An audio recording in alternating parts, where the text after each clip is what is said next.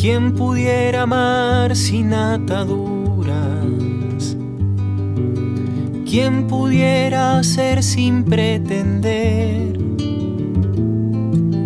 ¿Quién pudiera atrás de la armadura aflojarse la montura y dejarse convencer? Hay quien pudiera abrazar con los dos brazos, caminar y entre sus pasos dejar ver pa' dónde va. Quien pudiera amar, quien pudiera amar.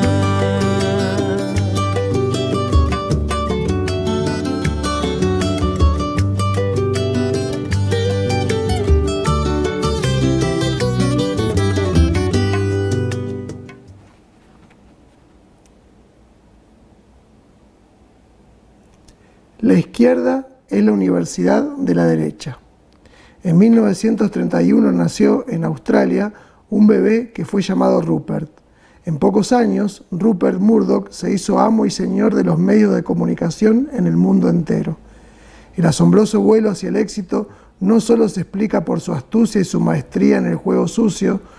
Rupert también fue ayudado por su conocimiento de los secretos del funcionamiento del sistema capitalista. Y eso lo habría aprendido cuando era un estudiante veinteañero que admiraba a Lenin y leía a Carlos Marx. Y así damos comienzo a este segundo programa de esta nueva temporada de Somos lo que hacemos para cambiar lo que somos, desde acá de la casita colectiva. Y en esta oportunidad tenemos como invitada a Ángeles Fredes. Angelita, bienvenida. Muchas gracias, Seba. Muchas gracias al canal por la invitación, por el espacio hermoso que tiene.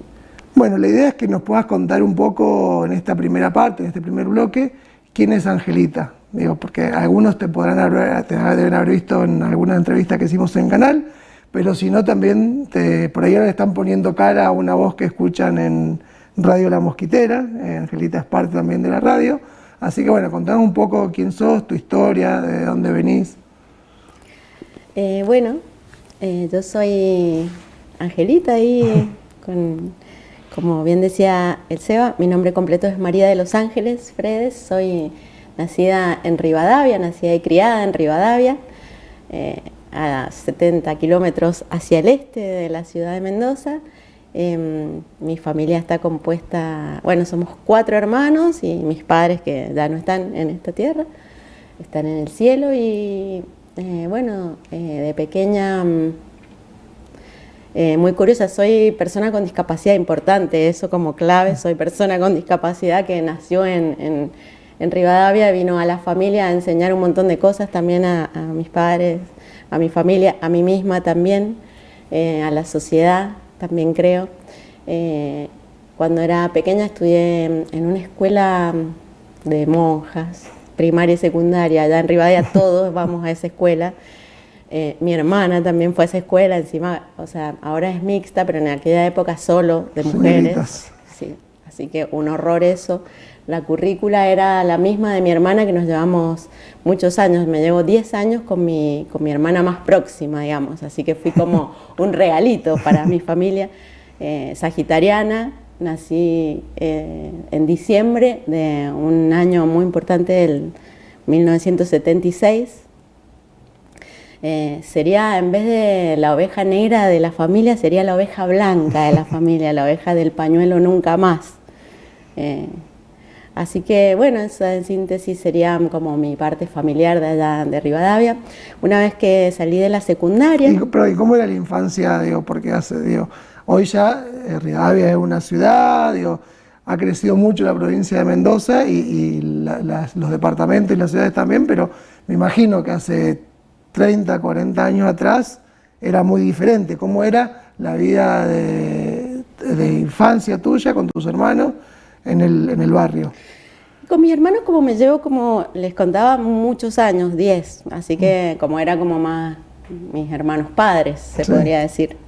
Y vivir en Rivadavia, en un pueblo, tiene esos sabores de mucho juego, muchos chicos en el barrio jugando eternamente todo el día en la calle, con grupos de amigos, andando en bicicleta por toda la ciudad, siempre nos íbamos caminando a la escuela entre grupitos de vecinos, o sea, no, muy de barrio y también muy de finca, porque cuando yo era muy chiquita, mis padres tenían una finca que después, bueno, por hechos de la vida y de la economía y de la sociedad y de la política se fueron quedando en el camino, pero tuve una infancia entre viñas.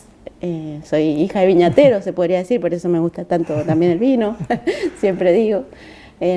Teníamos una finca con la pileta donde nos juntábamos todos los primos a piletear en las piletas gigantes, esas cuadradas de cemento, en la Reducción era la finca, un lugar también muy característico de allá de Rivadavia. Y bueno, y estudié primaria y secundaria, como te digo, en la escuela esa, bueno, no tan linda, porque como bastante adoctrinamiento, hablando de un colegio, pero bueno, era como, la escuela privada, error de concepto de los padres. Así que esto me costó bastante, porque la verdad que la calidad educativa de esos colegios es muy baja. Entonces he tenido siempre que aprender, digamos, por afuera, como autodidactamente, de cosas que ahí, o sea, aprender a bordar, a rezar, no eran cosas que me gustaran, ni que me llenaran, ni que nada. Así que, bueno, quizás ese también un empujón para moverme y descubrir cosas nuevas. Y con respecto a la discapacidad, que es transversal a toda mi vida, es muy loco porque siempre comparo, hoy vería que había manifestaciones, bueno, siempre por el tema de discapacidad, cómo viví esto de primera mano de tener una madre que me quisiera guardar en una cápsula para que nada me pasara y el mundo no me lastimara, y yo rebelde no querer saber nada con esa cápsula, y por suerte tener otra familia que también la veían de que nada que ver, tenía derechos igual que una persona sin discapacidad, entonces ayudándome ahí a escapar de esa cápsula en la que el mismo pueblo te lleva y la madre, obvio, desde el amor, ¿no? Pero bueno, conductas que siguen muy habituales, ¿no? En algunas familias donde habitan personas con discapacidad. Y ahí te viniste, digo, después de la secundaria viniste a Mendoza a estudiar, estudiaste en Rivadavia. Después de salir de estudiar, de la secundaria, también aclarar que siempre, la verdad que todos, nunca viví en el pueblo discriminación de ningún tipo, realmente siempre pude desarrollarme libremente en todo, en el deporte, en la educación, en la cultura, en todo. Y cuando salimos de la secundaria con una compañera con la que te sentabas junta en el banco, todo programamos y soñamos estudiar fonoaudiología. Entonces, bueno, de allá nos vinimos a una universidad acá privada que está en el microcentro ahí de la ciudad de Mendoza, a estudiar fonoaudiología. Imagínate mi condición, persona con discapacidad y pobre además, porque fue, no sé, en los 90 ya avanzado un poco el caos. Sí, fines de los 90, claro, 98 por ahí. Así que pobre y con discapacidad, bueno, estaba haciendo el pre en un momento, estábamos haciendo el pre con mi amiga y entra una señora al aula, me llama a mí y me dice, vení que quieren hablar contigo los directores de la universidad esa. Y bueno, y ahí me reúnen en una sala pequeña para decirme que yo la verdad que no iba a poder ser fonoaudióloga por mi discapacidad. Y etcétera, etcétera, un montón de cosas que ni las quiero recordar porque no vienen al caso. Y fue a mis 18 años la primera vez que sentí una discriminación por mi condición de discapacidad, que no la entendí, porque no la había pasado nunca. Lo que sí fue dolerme mucho, o sea, me fui llorando, por años no quería ni pasar por esa vereda, no quise hacer ni juicio ni nada. Me llamaban de otras universidades, me llamaron profesores para decirme, esto no fue consultado por nadie, esto fue, vos sí podés estudiar fonoaudiología, es una boludez, etcétera, etcétera. Así que bueno, ese año lo perdí, igual lo lloré todo, y al año próximo volví a la ciudad a estudiar, que me habían recomendado que era parecido, terapeuta del lenguaje. Y ahí estuve un año, pero bueno, no era lo mío el magisterio, me di cuenta. Y bueno, y ahí salté a estudiar diseño, que finalmente es en lo que me desarrollé. ¿En la Universidad de Cuyo o también en la privada? en una privada. ¿Por qué? Porque para yo venir de Rivadavia a la ciudad, en épocas donde había bastante pobreza, no tenía muchas posibilidades, no tenía mucha familia aquí. Entonces, mi padre, con muy buen tino, fue a la Municipalidad de Rivadavia, a Acción Social, a hablar con una asistente social, extinta ya hoy por hoy, y a preguntar, mi hija quiere ir a estudiar a la ciudad, ¿cómo podemos ayudarla? Y entonces la asistente social dijo, voy a activar el cupo laboral que tienen por ley las personas con discapacidad. Creo que soy la única persona que conozco, bueno, que tuvo, después he conocido a una más, pero ya no lo tiene más, que accedió al cupo laboral.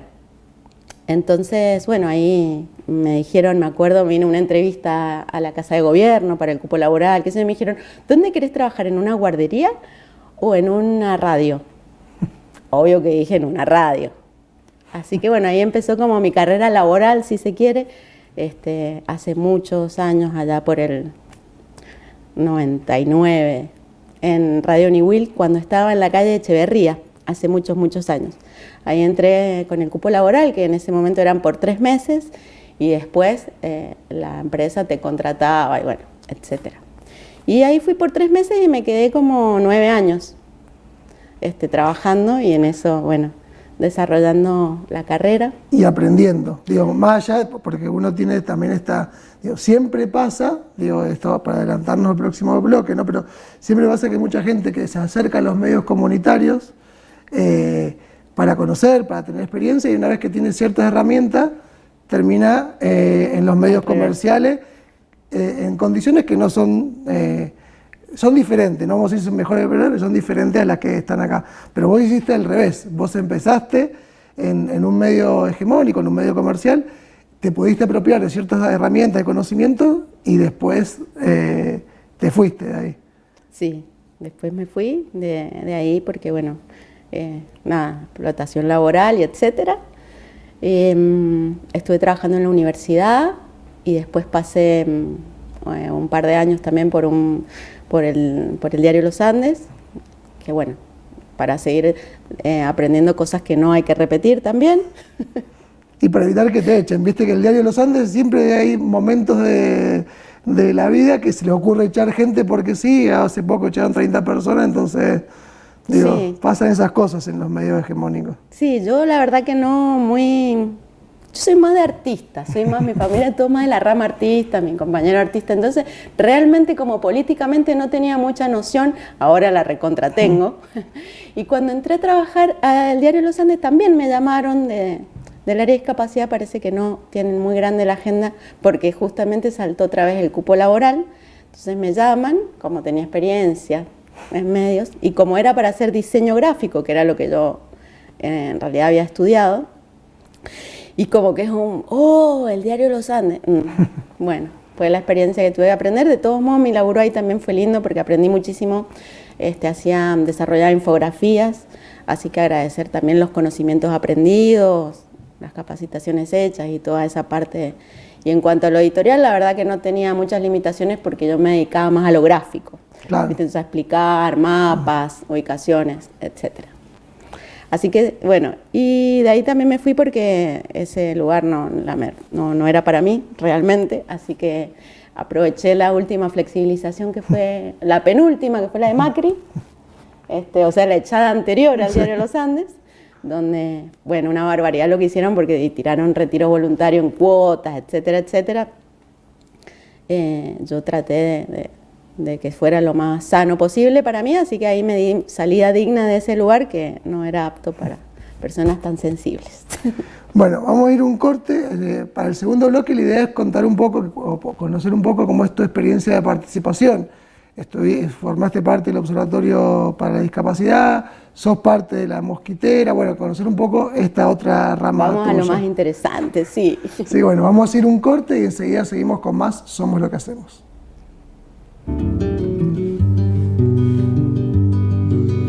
¿Quién pudiera amar sin ataduras?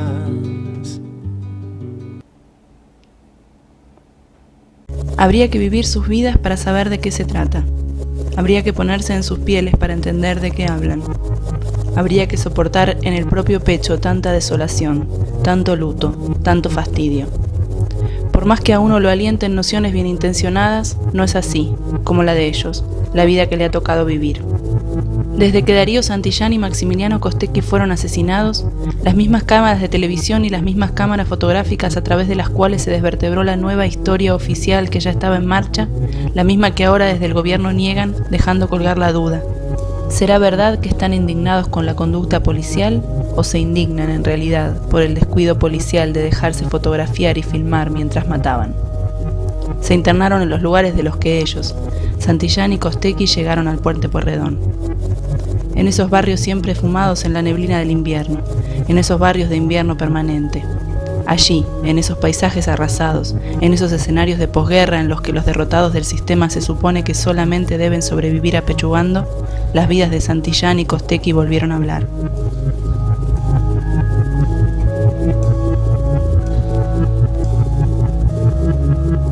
Escuchar zumbar las balas y detenerse ante alguien que muere. Pedir auxilio para ese alguien que muere. Tomarle la mano a quien muere y exponerse a ser acribillado. Morir así es algo para lo que nadie se prepara. Nadie puede asegurar de sí mismo esa reacción. No se trató solamente de un comisario inspector fusilando a un piquetero. La visión de Santillán intentando socorrer a Costecchi. La visión de su espanto interrumpido por el escopetazo que recibió en la espalda. La visión de su cuerpo ya herido retorciéndose en el piso. La visión de su mano extendida hacia ese policía que por toda respuesta lo sacudió con asco. La visión de la sonrisa del otro policía acomodando el cuerpo de Costecchi. La visión del comisario palpando de armas a Santillán ya inerte. Los ojos de Santillán ya casi ido, pero aún allí, incomprendiendo todo ese horror, ese mal encarnado. Fue mucho más que un documento para abortar la incipiente y canalla versión oficial. Esos grandes detalles de esta historia relatan, nada menos, quién es quién.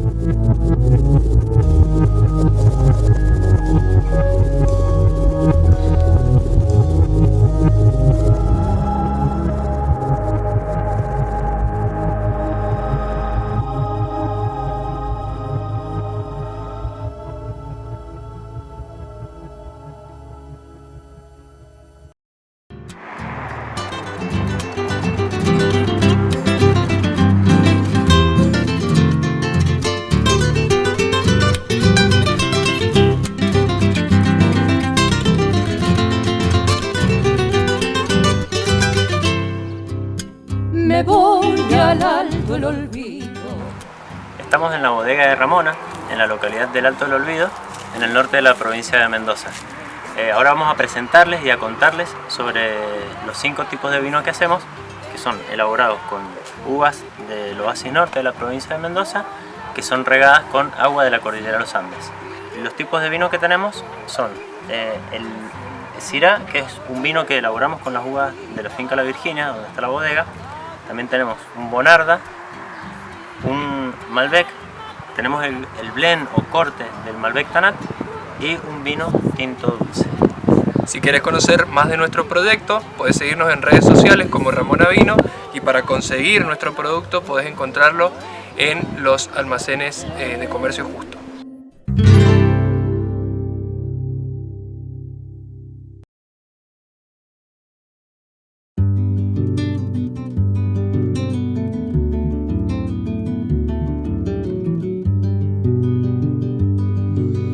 ¿Quién pudiera amar sin ataduras? ¿Quién pudiera ser sin pretender? ¿Quién pudiera atrás de la armadura aflojarse la montura y dejarse convencer? Hay quien pudiera abrazar. En este segundo bloque, ya te vamos a contar la historia, pero este es nuestro auspiciante para el programa, que son los compañeros de la cooperativa Ramona de Alto del Olvido en Lavalle. Pero bueno, después de esta presentación de la cooperativa Ramona, queríamos que nos cuente un poco tu historia de participación, cómo fue esta participación en el Observatorio para la Discapacidad, cómo fue tu acercamiento a la radio y bueno, cuentes un poco la tarea que haces en la radio. Bueno. Y otras cosas que hayas participado que también quieras contar. Bueno, imagínate, remetete. O sea, remetete, participar en un montón de cosas, pero bueno, vamos como al hueso. En el Observatorio de Discapacidad, milito hace un montón, después de conocer a Mónica Bascuñán, que me hizo darme cuenta que me había hecho autocapacitismo toda mi vida. Entonces también hubo un aprendizaje muy grande ahí, en el que me ha ayudado a reconocerme con mi discapacidad a lo largo de toda la vida y poder hacer estas conclusiones, ¿no?, que te hice antes. Así que bueno, también mandarles un saludo ahí. El colectivo de discapacidad es un colectivo que está muy complicado, muy atravesado por muchas injusticias, por muchas divisiones, muchos intereses también. Así que bueno, un lugar que se necesita la militancia, así que ahí estamos. Empujando y sosteniendo como podemos también las luchas, esa que cada día se están volviendo más ásperas en gobiernos de derecha como el que estamos viviendo. Y a la radio, bueno, La Mosquitera la conozco, no sé, de chiquita. La conozco hace mucho porque es un gran espacio y la admiraba mucho de lejos. Creo que Leandro Porollán, el compadre Leandro Porollán, que pertenece a la radio hace ya más de 23 años, él es uno de los primeros comunicadores populares para mí, que tiene la provincia de Mendoza, porque de radio, ¿no? Aclaremos, no sé de tele, pero ahí de radio, sí. Porque empezó en una radio comunitaria que se llamaba El Porvenir, que fue la primera radio comunitaria de Mendoza. Yo lo conozco, llego a él, porque, bueno, siempre artista, me acerqué a la Plaza Independencia y él es artesano ahí, entablamos una amistad. Y hace cosas muy lindas. Hace cosas muy lindas y sí, y les recomendamos que pasen a visitarles y a comprarles también. Y él siempre hablando de La Mosquitera, y entonces así empecé a conocerla, en realidad, de la mano de Leandro, a quien le agradezco este mundo maravilloso al que me fue sin querer, sin saberlo él también, empujando. Entonces empecé a conocerla, a seguirla, a verla en las calles y a escucharla básicamente. Después estuve con unas compañeras en un encuentro de feminismo, nos juntamos y empezamos a hacer un programa de radio, que lo hacíamos en otra radio, en una muy chiquita, que salía online. Y entonces un día Leandro nos dice, che, ¿por qué no van a La Mosqui? Hace, no sé, estoy hablando, no sé yo, 7 años atrás, 8. Entonces fuimos a hablar ahí con el compañero Darío Figueroa y empezamos un programa de feminismo los lunes a la noche. O sea, muy sacrificado lo nuestro. Éramos 4 mujeres en Bondi yendo a hacer radio feminista un lunes a las 9 de la noche. Salíamos a las 11 en el Bermejo. Un gran desafío, así empezamos.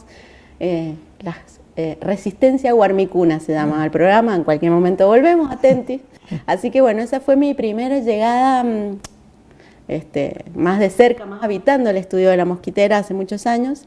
Y bueno, y después de oyente, ahí siempre y seguidora y colaboradora desde afuerita. Hasta que, bueno, en el año 2021 hubo ahí medio un traspiego, un pequeño apagoncito de la radio. Yo como oyenta ya vivía en Bermejo, me había mudado a Bermejo hacía un año. Entonces, justo en la pandemia, nos mudamos mi compañero a Bermejo, entonces estaba ahí escuchando. Al final de la pandemia nos mudamos también. ¿Viste? Ahí estamos, todos llegamos ahí a mejorar el lugar. Bueno, estaba escuchando, me acuerdo, en mi casa haciendo cerámica, también hago cerámica, haciendo cerámica, escuchando la radio y se apagó la radio y se me cayó un lagrimón, fue muy triste y bueno, y después siguió apagada. Entonces por varios días y bueno, entonces después de un tiempo hablé con las compañeras de Resistencia Guarmicuna si tenemos que hacer algo para que se vuelva a encender ese medio. Finalmente fui yo sola, pero bueno, sí vamos, me dijeron todas. Y yo fui y dije hola, me acerqué en el medio ahí un poco de la hoguera a ver cómo podía colaborar para que siga comunicando ese medio, porque la verdad que es muy necesario, ¿no?, en la sociedad. Así que bueno, así fue mi llegada a agarrar las papas calientes. ¿Y qué tareas haces en la radio? Cuando empecé, llegué a hacer radio, ¿no?, porque faltaba aire, locución. Entonces llegué, me recibió Silvana, que también en ese momento estaba haciendo radio, y me enseñó, bueno, un montón. La verdad que siempre muy agradecida a Sil, que es una máquina de dar conocimiento también. Y me enseñó así las primeras cosas, hacer la pauta. Yo, si bien siempre lo había vivido, yo trabajé mucho, cuando trabajé en radio trabajaba en la programación artística y comercial, no tanto en la producción periodística, pero siempre lo había visto. Yo trabajé en la radio Niwil cuando estaba Rodrigo Sepúlveda, que es muy, muy valioso. Entonces aprendí mucho, pero yo no sabía que eso me iba a servir años después, claro, porque yo de lejos lo veía. Y bueno, y ahí me fui acercando, Sil me recibió y después el próximo año dijimos, bueno, ¿te gustaría hacer producción? Yo en mi vida había hecho producción de radio, nunca. Pero bueno, me encantó el desafío y lo tomé y creo que había nacido para eso. No sé, como que me encantó y dije, ¡oh, esto me encanta! Además de que tengo muchas facilidades, no sé si el Sagitario o qué, la Sagitaria, de hacer vínculos y nada, y tratar de vincularme desde el amor y desde el respeto. Y hablando de amor y respeto, pienso esto que decíamos al principio, que los medios comerciales, no vamos a decir que son ni mejores ni peores, cada cual puede sacar su conclusión, pero que sí que son diferentes. Y en esto del vínculo entre las personas, ¿no? Y nosotros acá tenemos en Giramundo, somos 7 personas que venimos hace un tiempo y siempre hay rispideces, pero somos un colectivo de trabajo que empuja hacia adelante. ¿Qué diferencia notás vos entre el trabajo más cotidiano en los medios comerciales, en los que estuviste, y en este caso en La Mosquitera? Y bueno, es abismal porque la construcción es colectiva, ese es el gran aprendizaje, ¿no? que estoy viviendo en este momento. La construcción colectiva de entre todos ponernos de acuerdo en todo, básicamente. Entonces es un montón el llegar a ese acuerdo, el sostener ese acuerdo, el respetar y el entender otra postura también, ¿no? Y en los otros no, en los otros medios no, o sea, llegás como ir a cualquier empresa, digo, sé zapato, voy, me siento, cumplo las horas, hago esto, el otro. Más allá de que la agenda no periodística sea distinta, la actividad también es distinta. Sí, sí.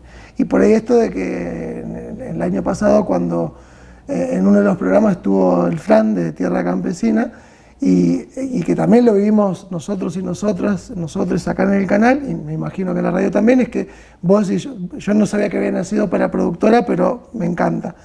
Pero hiciste y por ahí te toque hacer otras cosas. Incluso, bueno, también, sos la presidenta de la asociación y eso te requiere otras tareas que no tienen que ver directamente con lo comunicacional, sino que tienen que ver con la gestión del espacio.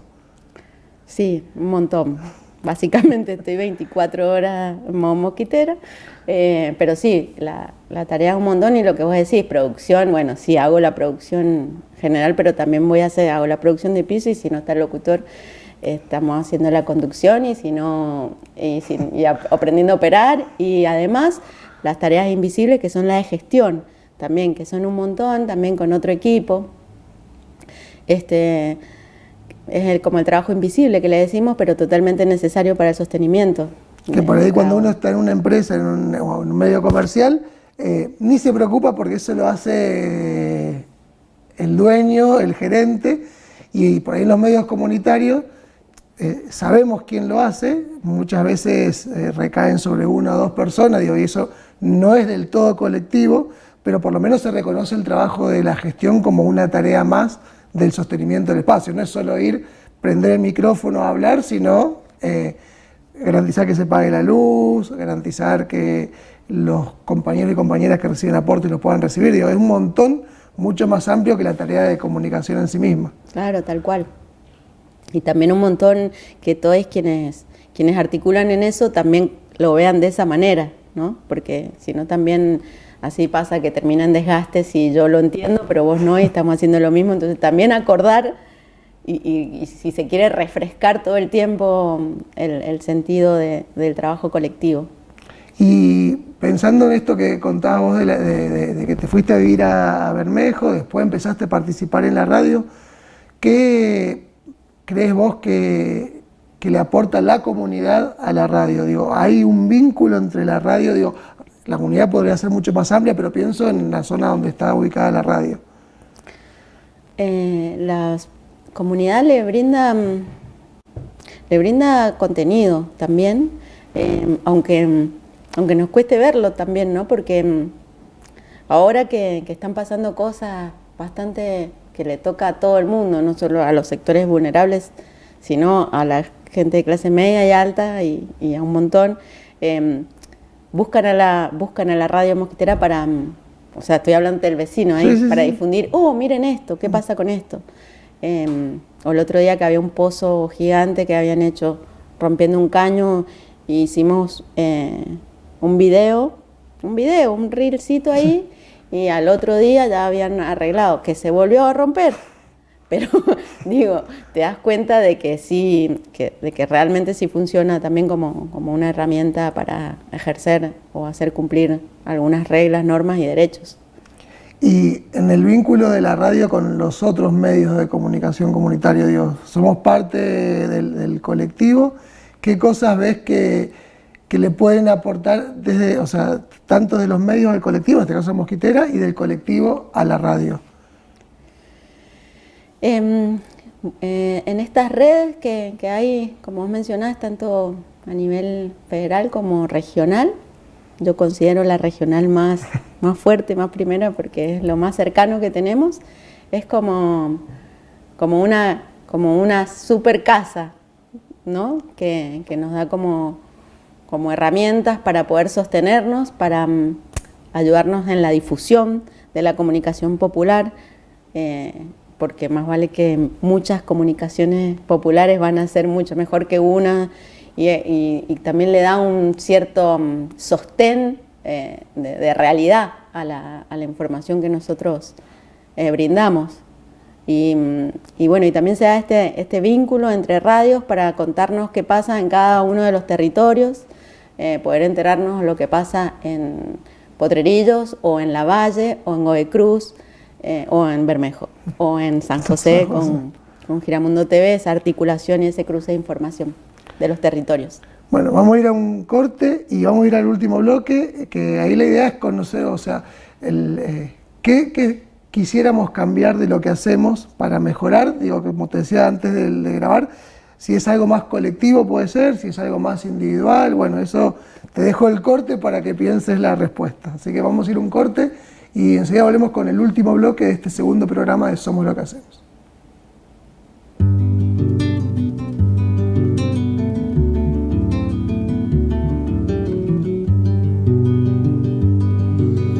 ¿Quién pudiera amar sin ataduras?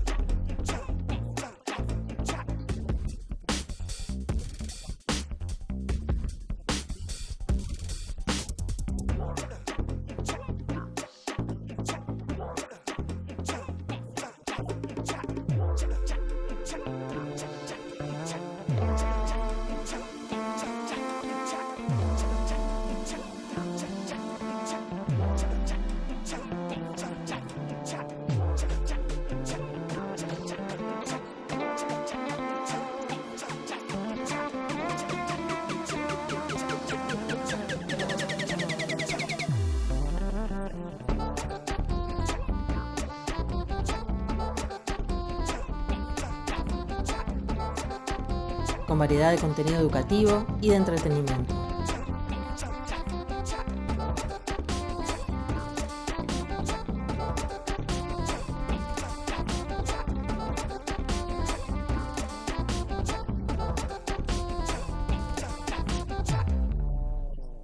Habría que vivir sus vidas para saber de qué se trata. Habría que ponerse en sus pieles para entender de qué hablan. Habría que soportar en el propio pecho tanta desolación, tanto luto, tanto fastidio. Por más que a uno lo alienten nociones bien intencionadas, no es así, como la de ellos, la vida que le ha tocado vivir.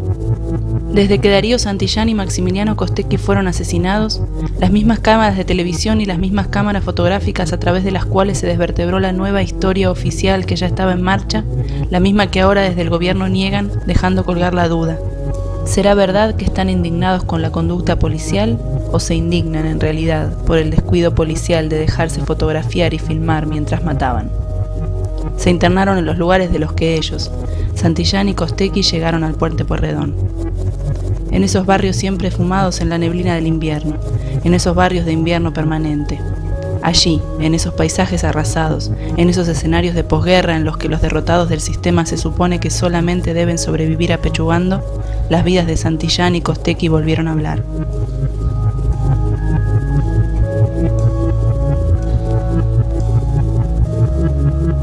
Escuchar zumbar las balas y detenerse ante alguien que muere. Pedir auxilio para ese alguien que muere. Tomarle la mano a quien muere y exponerse a ser acribillado. Morir así es algo para lo que nadie se prepara. Nadie puede asegurar de sí mismo esa reacción.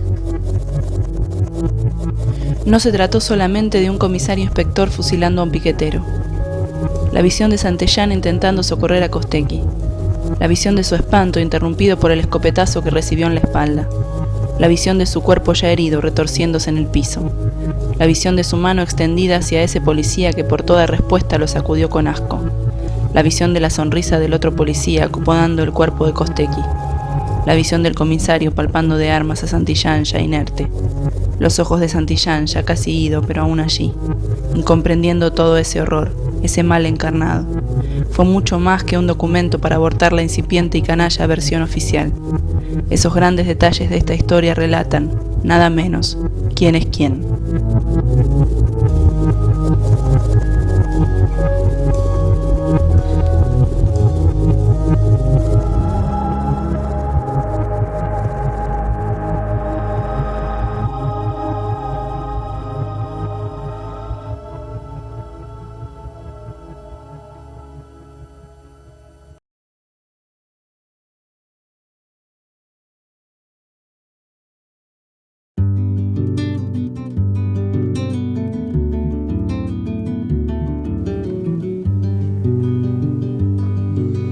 ¿Quién pudiera amar sin ataduras?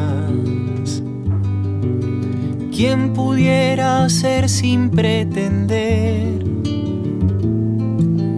¿Quién pudiera tras de la armadura aflojar? Bien, estamos en este tercer y último bloque del programa Somos lo que hacemos, de este segundo programa, acá transmitiendo desde la casita colectiva, en el canal 34.1 de la televisión digital, y estamos con Angelita de invitada. Bueno, la idea es que en este último bloque podamos conocer un poco qué es esto de lo que te gustaría a vos que querés cambiar, como te decía, individual o colectivamente, para tratar de mejorar un poco esta situación que estamos viviendo. Hablábamos al principio que el último programa lo grabamos ya con este presidente que no elegimos muchos y muchas, pero que tenemos, y conociendo un poco lo que se venía, hoy lo estamos viviendo, ¿no? Entonces, bueno, que por ahí también hacíamos un poco de autocrítica, qué es lo que nosotros y nosotras no hicimos para evitar que pasara esto, pero ahora ya está, ¿no?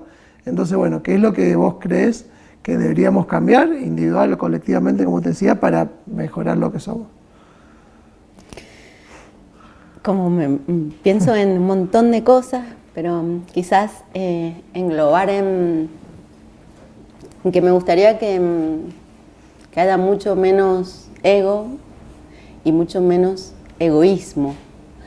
Digo, o sea, que podamos... O sea, yo creo que eso, que nos revisemos todo el tiempo, el egoísmo que nos habita y cada día lo vayamos disminuyendo, creo que la cosa podría empezar a mejorar, porque si vamos reduciendo el ego y el egoísmo, vamos a poder empezar a mirar al otro y a respetarlo y a tenerlo en cuenta, existe. Entonces, como sociedad, como comunidad, desde chiquito, desde una grupalidad o desde una organización, todo el tiempo, o desde una pareja, yo también, o sea, soy porque, o somos en pareja porque entre los dos lo construimos todo el tiempo teniendo en cuenta esto, que por ahí no siempre tenemos la razón, que quizás estamos equivocados, siempre revisarnos en nuestro accionar y menos egoísmo y más generosidad, creo que nos va a hacer bien a cada uno, a cada una, y nos va a hacer muy bien colectivamente. Ahí pienso, te escuchaba, y hay algo que, aunque no querramos, digo, yo nací un poquito antes que vos, pero no mucho, y en esa época se instaló un modo de vida por la fuerza, violentamente, con desapariciones, con terrorismo, con un montón de cosas, que es el neoliberalismo, y eso indirectamente lleva a esto que hablas vos del egoísmo, ¿no? De pensar individualmente cómo resuelvo las cosas y tratar de salvarse uno y una mismo, y de ahí al egoísmo hay un solo paso, ¿no?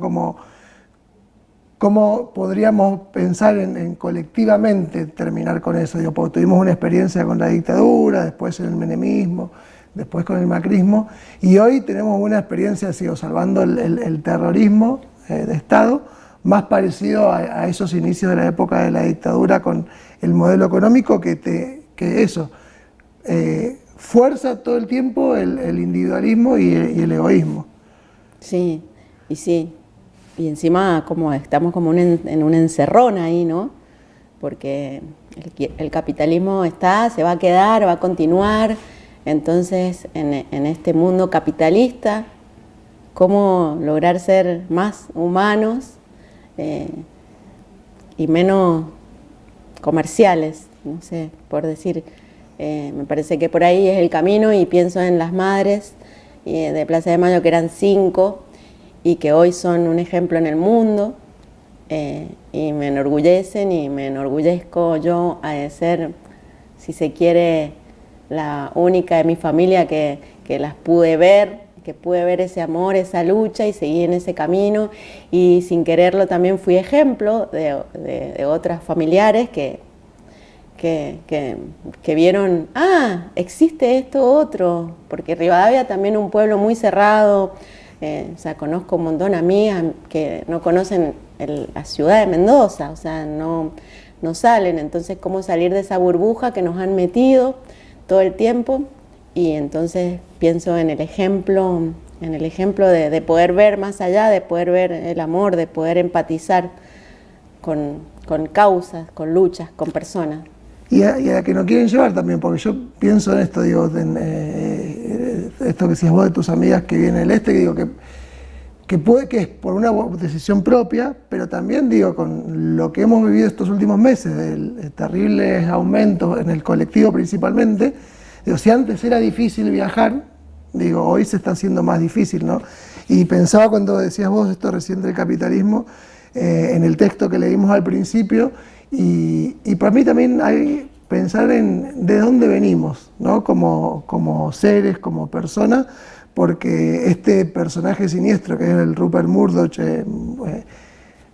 multidueño de un montón de empresas de comunicación, como decía el texto de Galeano, en su infancia o en el momento de estudiar en la universidad, era admirador de Lenin y de Marx, y después termina haciendo eso, ¿no? Entonces, ¿cómo poder ver y repensarnos de dónde venimos para ver quiénes somos? Sí, que es como muy profundo. Y en el camino también a dónde queremos ir. Te agrego, ¿no? Sí. Porque también disfrutar el camino y que sea disfrutable para el otro, y que en el camino no empujar a nadie en el camino. O sea, son como, me caen como un montón de ideas de cosas que me gustaría cambiar. Pero bueno, en principio esto me parece que es clave, el egoísmo, menos egoísmo y más generosidad en todo, ¿no? En un saludo, en un respeto, en pequeñas acciones que pueden llegar a ser grandes en un futuro. Y también el lugar y el papel que le toca a los políticos, principalmente quienes hoy se dicen oposición, ¿no? Que no los vemos en el barrio, no los vemos en el territorio acompañando a quienes lo necesitan, ¿no? Como van apareciendo en los momentos cercanos a las elecciones como diciendo, bueno, acá estamos, somos nosotros, venimos a acompañarlo, pero en esto del egoísmo me parece que también es parte de eso. Sí, es como lo que se ha instaurado y el me salvo yo solo, y así estamos, entonces estamos en esto por esto, ¿no? Ahora sí que quizás sea la dura lección como sociedad que tenemos que aprender de que nadie se salva solo y de que lo mejor que podemos hacer es hacer el bien comunitario, que es la única forma que vamos a estar bien individualmente, familiarmente, cuando vivamos en una sociedad que nos incluya a todos, que no deje a nadie afuera. Que haya igualdad y justicia. Bueno, antes de la despedida del programa, porque la Angelita me había pedido que quería hacer unos saludos, le voy a hacer entrega de este presente de los compañeros del Alto del Olvido, de Cooperativa La Ramona. Espero que lo puedan disfrutar. Ahí está su vinito Ramona, que también es de un trabajo cooperativo, que de compañeros y compañeras que se organizaron para poder llevar adelante este proyecto. Y algo que como mendocinos y mendocinas nos gusta mucho, que es el tomar vino, ¿no? Sí, muy rico. Además, hija de viñatero.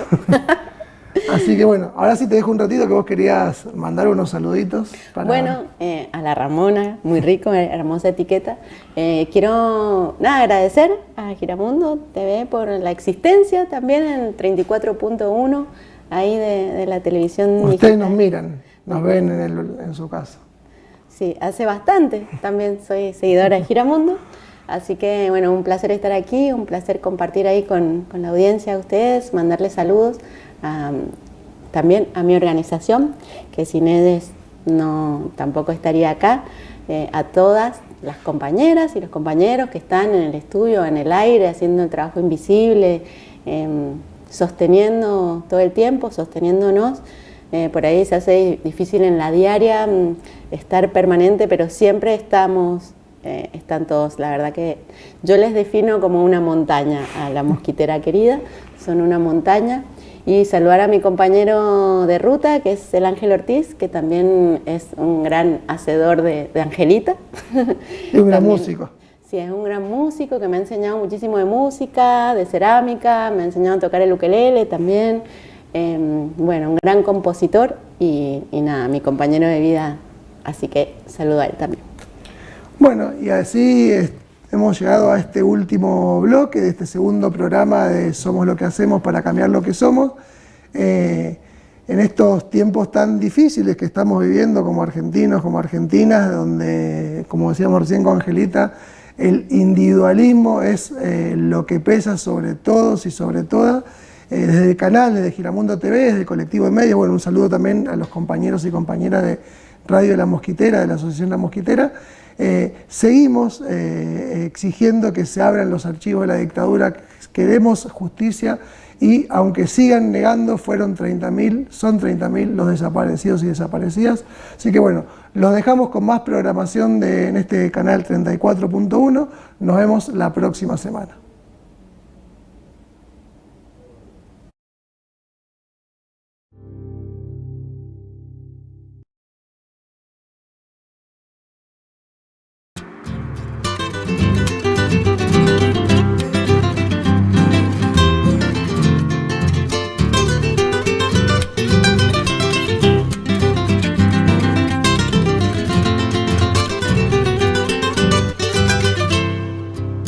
Me voy al alto el olvido y me voy con la esperanza. En Ramona Vino somos un grupo asociativo autogestivo que trabajamos con lógicas cooperativas y solidarias. Nuestra bodega se encuentra en la finca La Virginia, un pequeño establecimiento ubicado al norte de la provincia de Mendoza, en la localidad del Alto del Olvido del departamento de La Valle. Elaboramos alrededor de 10.000 litros al año y comercializamos nuestros vinos dentro de la economía social a través de redes de comercio justo. Apostamos a esta forma de comercializar en donde el vino va desde nuestras manos hasta la mesa de quienes lo consumirán. Nuestro quehacer está encaminado hacia prácticas sustentables y agroecológicas, respetando el ambiente, a las personas involucradas en la elaboración del vino y también en quienes lo consumen. Si querés saber más, búscanos a través de las redes sociales y podés conseguir nuestros productos en las redes de Comercio Justo.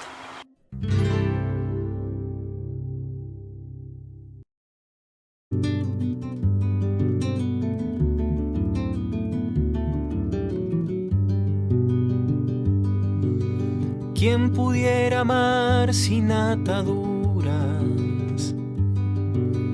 ¿Quién pudiera ser sin pretender?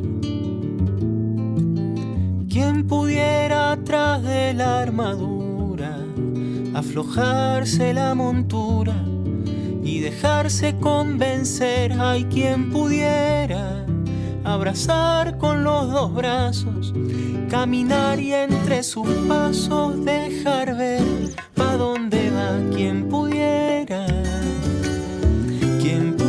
amar, quien pudiera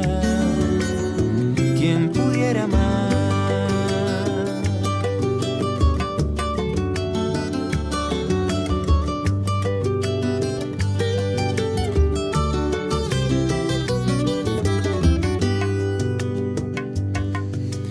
Quien pudiera hacer la transparencia